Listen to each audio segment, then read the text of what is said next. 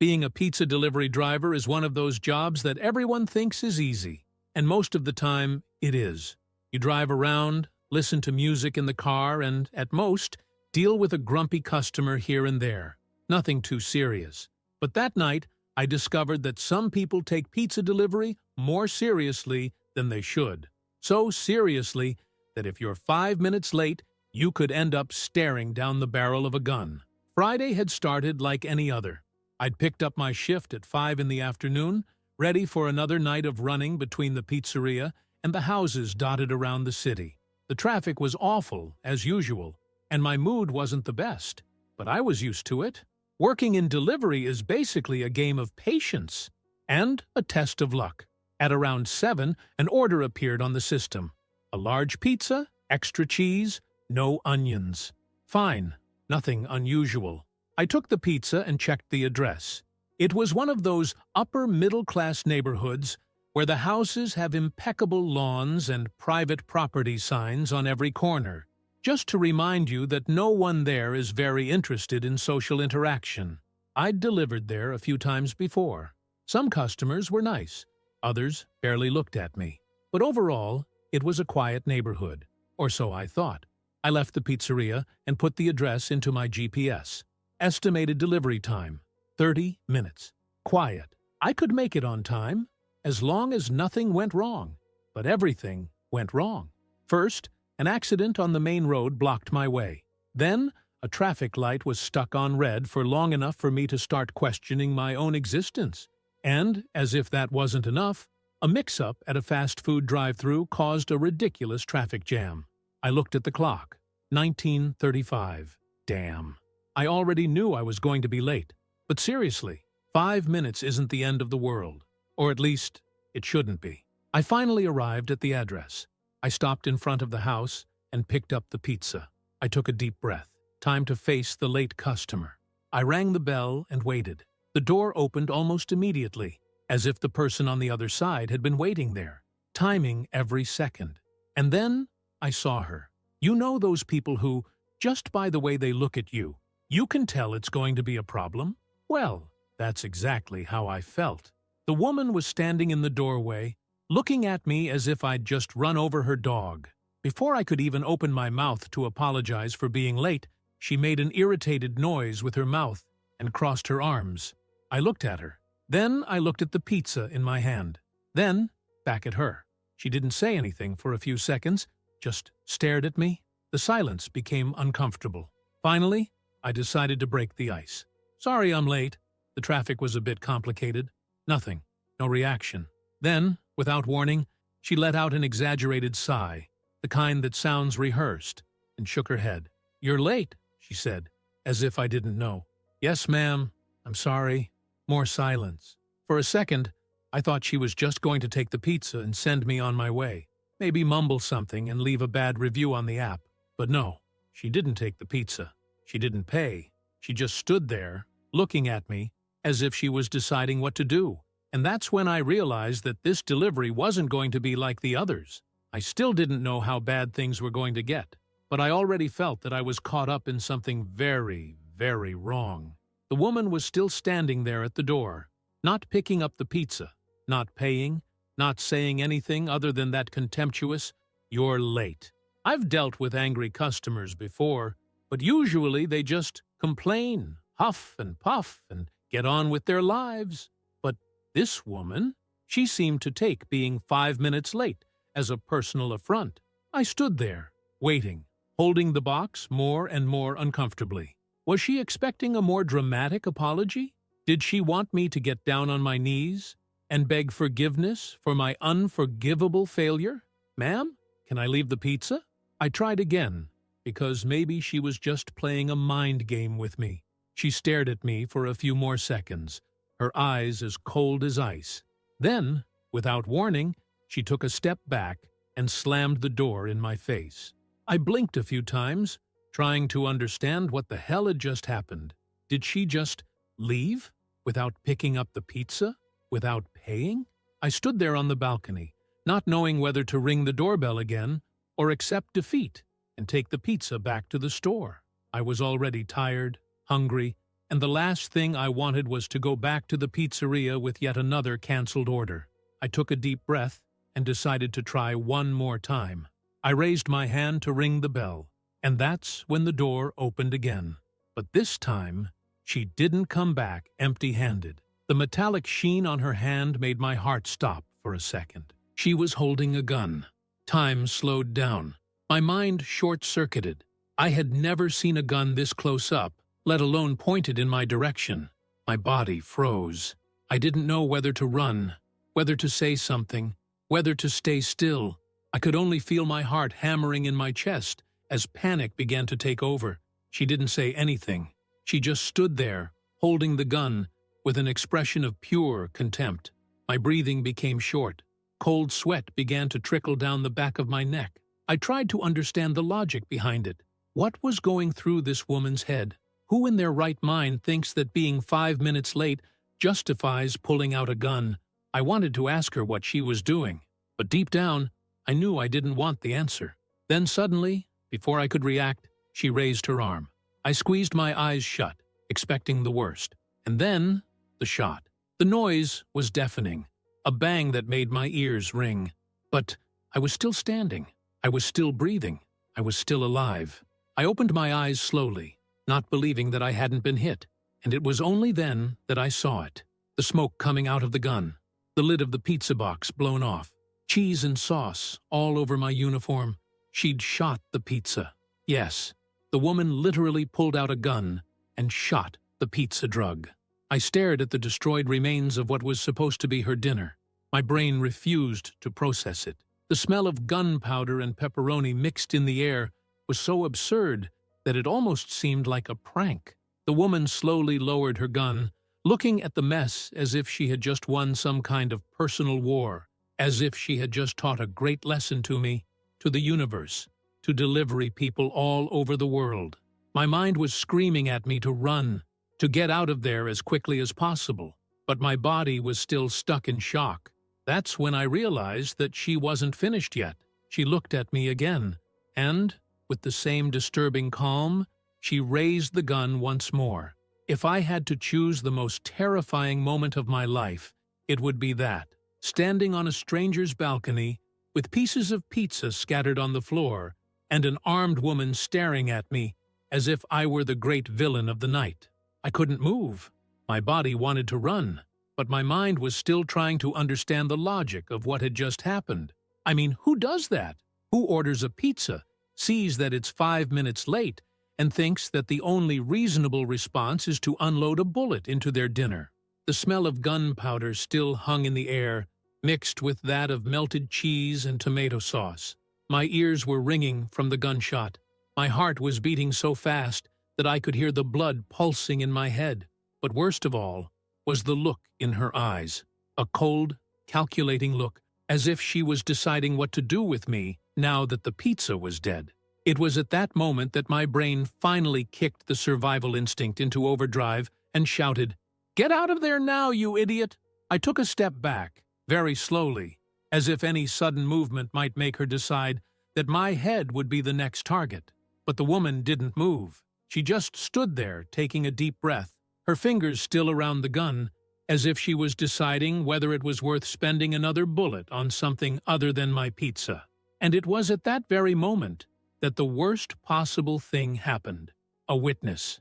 The next-door neighbor, a 70-something woman named Beth, appeared on the sidewalk, holding a shopping bag and looking at the scene with a mixture of shock and excitement. I already knew Beth by sight. She was the kind of person who knew every detail about the neighborhood, from who cut the grass outside the permitted hours to who bought whole milk instead of skimmed. Beth stood there, blinking at me, then at the woman with the gun, then at the pizza shattered on the floor. She dropped the bag, the tomatoes rolling down the sidewalk, and pointed a trembling finger at the scene. Oh my God! It was like pressing an alarm button in the middle of a burning building. The woman, who until then had been immobile, turned to Beth with the same expression, as if she had been caught red-handed, but still thought she had a way out of it. Beth, on the other hand, was already pulling her cell phone out of her purse with frantic fingers, her glasses crooked on her face as she muttered something about Calling the police right now. The woman squeezed her eyes shut, her jaw clenched. It was as if, for the first time, she was realizing the mistake she had just made. I seized the moment. I took another step back, and another, until my hand finally found the pizzeria's car. But before I could get inside and get out of there, the woman made the most desperate decision of the night. She threw the gun into the house, slammed the door, and turned off the lights. Yes, just like that, as if that was enough to erase what had happened, as if no one there had seen anything at all. Beth stared at the closed door, then at me, then at the cell phone in her hand. "Did you see that?" she asked, her voice still a little shaky. I opened my mouth to answer, but nothing came out. Because, honestly, what could I say? Yes, Beth, I saw it. In fact, I saw it so closely that I almost became a statistic. All I could do was nod and take a deep breath. And that's when the sirens started going off in the distance.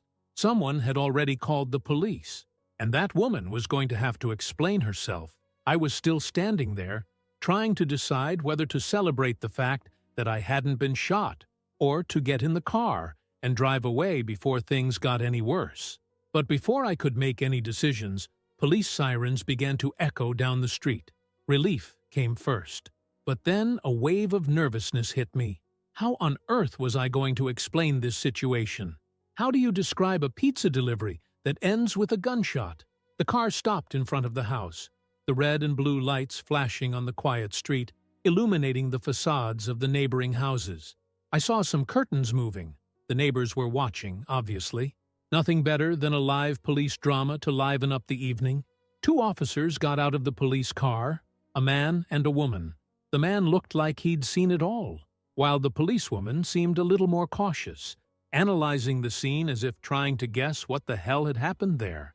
Beth, who until then had been holding her cell phone so tightly it felt like it was going to crush her, marched towards the officers before they even had time to ask her anything.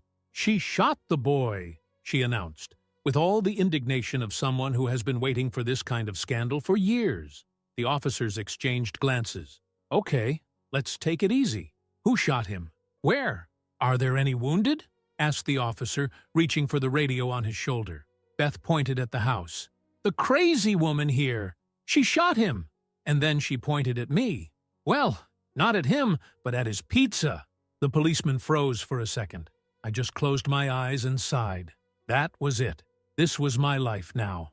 I was officially part of the most ridiculous story those cops would hear that week. The policewoman frowned. "She shot the pizza?" "Exactly," Beth confirmed, arms crossed, as if she were taking a solemn oath in court.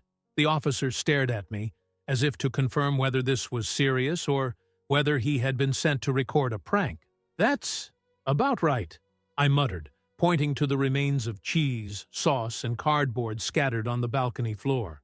The policeman remained silent for a few seconds, absorbing the scene. The policewoman walked over to the pizza wreckage, bent down, and looked at the bullet hole in the floor. The other officer took a step towards the door and knocked firmly. "Police! Open the door!" Silence. I knew the woman was still there. She had simply turned off the lights and thrown the gun inside, as if that would magically make everything disappear. The officer knocked again, this time more forcefully. "We know you're there. We need to talk. We need to talk now." More silence. It was only after a full minute of tension that we heard the sound of the lock unlocking.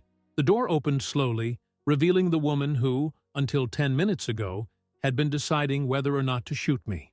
Only now, she had a new plan. She leaned forward, pointed her finger directly at me, and unleashed the most ridiculous accusation anyone could come up with at that moment. "He tried to mug me." That was it. That was enough for me to lose faith in humanity for good. Beth let out an indignant scream so loud that a dog next door started barking. The policeman exchanged glances, and then looked at me. I just blinked a few times, not believing it. The policewoman sighed and crossed her arms. "So you're saying that the delivery man tried to mug you?"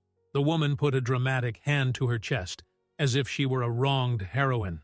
"Yes, he showed up here demanding money for the pizza, but I never ordered any pizza. When I refused to pay, he got aggressive, started shouting, and I feared for my life. The other policeman looked at me, waiting for an answer. I just laughed. It wasn't a happy laugh. It was the laugh of someone who's in a nightmare and doesn't have the energy to fight the absurdity of the situation. I took a deep breath and put my hand in my pocket. I still have the receipt here. I pulled out the paper, crumpled but legible, showing her name, the address, the time of the request, all neatly recorded. The policeman took the paper and looked at it. Then he turned to the woman. "Ma'am, why exactly is the pizza you say you didn't order scattered around your garden with a bullet hole in it?"